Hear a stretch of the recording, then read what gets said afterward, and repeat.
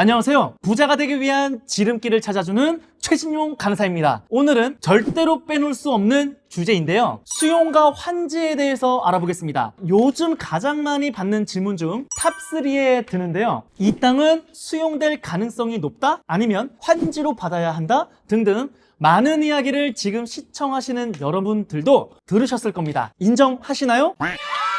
보다 성공적인 토지 투자를 위해서는 특히 환지에 대해서 정확하게 그리고 깊이 알고 있어야 하는데 너무 방대한 내용이기 때문에요. 무조건 알아둬야 할 핵심만 쏙쏙 뽑아서 간단히 알려드리겠습니다. 집중!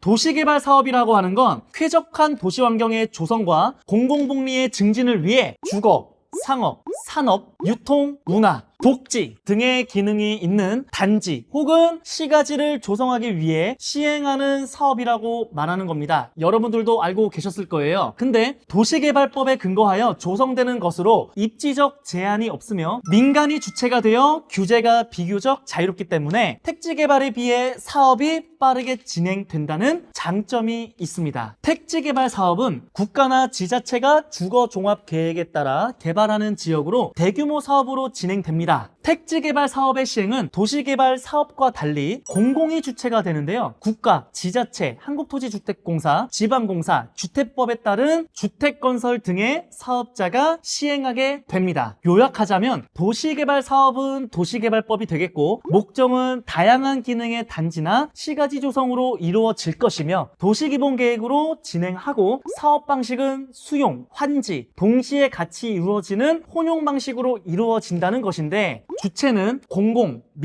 민간과 정부가 협력하여 함께 진행하는 사업인 민관 공동 등으로 이루어진다는 것입니다. 택지개발 사업은 택지개발촉진법이 되겠고 목적은 주택 공급을 목적으로 도시 외곽이나 신도시 개발을 통해 대규모 주거지 조성으로 이루어질 것으로 주택 종합계획으로 진행하는데 주체는 국가, 공공기관의 수용 방식으로 이루어집니다. 그러면 지금쯤 이런 생각 분명 하실 거예요. 그럼 수용과 환지가 어떤 차이가 있길래 왜 주변의 토지주들은 환지 방식을 훨씬 더 선호하는 것일까? 먼저 수용 방식은 LH, 한국토지주택공사죠. 그리고 SH, 서울주택도시공사, 공공기관에서 택지개발 지구 지정 후에 건설사에 매각하고 원형지에 택지개발 구역을 지정합니다. 처음으로 돌아가면 그 원형지인 토지주들에게 땅을 매입한 후 택지를 조성하여 건설사에 매각을 했죠. 이때 토지주들에게 나가는 보상은 공지시가를 대부분 기준으로 감정평가 후에 보상을 해주기 때문에 토지주들에게는 대부분 저렴하게 매입한 후 건설사에 비싸게 매각하는 형태가 되는 것이죠. 또한 건설사는 좋은 주거 환경을 만든 후 사람들에게 분양을 하고 이는 결국 공공기관과 건설사만 이익을 보는 구조가 되는 거겠죠. 심지어 분양권은 전매 제한이 걸려 있는데 그렇기 때문에 수용을 진행할 때마다 토지주의 반발이 심한 곳들도 있었지만 공공성을 이유로 지금도 계속 진행하게 됩니다. 이해하셨죠? 환지로 넘어가 볼게요. 솔직히 지금 시청하고 계시는 사장님, 사모님, 동생, 형님들도 원할 테고 대부분 토지주들이 아주 선호하는 방식이니 환지에 대해 살짝 깊게 이야기 드려보겠습니다. 일단 사업구역 내 종전 토지에서 잘 조성된 땅으로 돌려받는 것을 환지라고 합니다. 쉽게 말해 헌집 줄게 새집 다오랑 비슷한 맥락이겠네요. 도시개발 사업의 시행자는 초반에도 말씀드렸다시피 국가나 공공기관, 지방공사, 도시개발 구역의 토지 소유자 등이 있습니다. 환지 방식으로 도시개발 사업의 개발 계획을 수립하려면 환지 방식에 적용되는 지역의 토지 면적 3분의 2 이상에 해당하는 토지 소유자와 그 지역의 토지 소유자 총수의 2분의 1 이상의 동의를 받아야만 합니다. 또한 환지 방식으로 지행을 하게 되면 돌려받는 토지 면적이 어느 정도 감소하는데 이유는 필지별 면적을 줄여서 공공시설, 그러니까 즉 도로, 공원 등과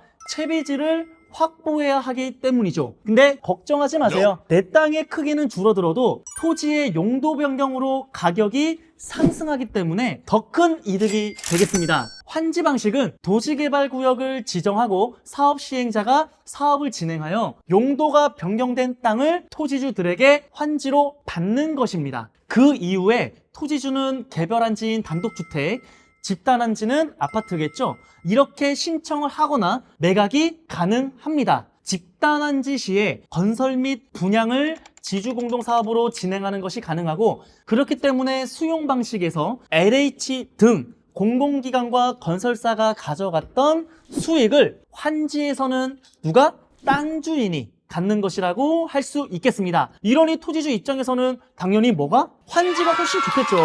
요즘 사람들이 잘못 알고 있거나 혹은 궁금하거나 확실하게 알고 싶어서 먼 길인데도 불구하고 예약하여 찾아오시는 분들이 너무 많은데, 여기서 중요한 건 도시개발 사업 시행 전후에 토지의 평가가액을 비례하여 환지를 결정하는 방법인 평가식을 사실 원칙으로 합니다.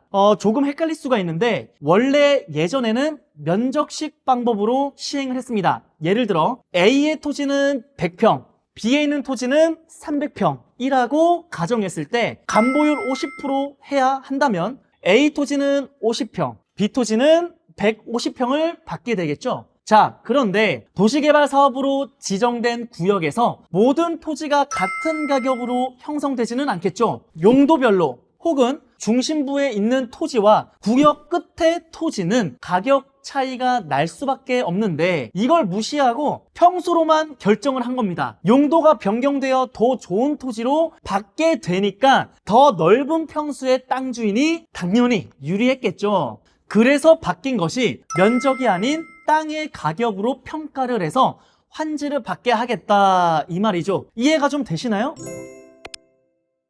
최근 도시개발 방식이 토지 소유자의 사유재산권 침해 논란 때문에 수용개발보다는 환지 방식으로 이루어지는 사례가 점차 늘고 있는 만큼 토지 투자에 관심이 있으시다면 반드시 알고 가야 할 내용들이겠죠? 그럼 여기서 정답은 나왔네요. 그럼에도 불구하고 아직도 정작 본인은 용기가 부족해 제일 중요한 결정을 못하고 조심한다는 차원에서 남들 의견만 물어보느라 오랫동안 알아만 보러 다닐 때 남들은 땅으로 당신이 바래왔던 다른 삶이니 부러워만 하실 겁니다. 아직도 남부러워하는 삶 사실 겁니까?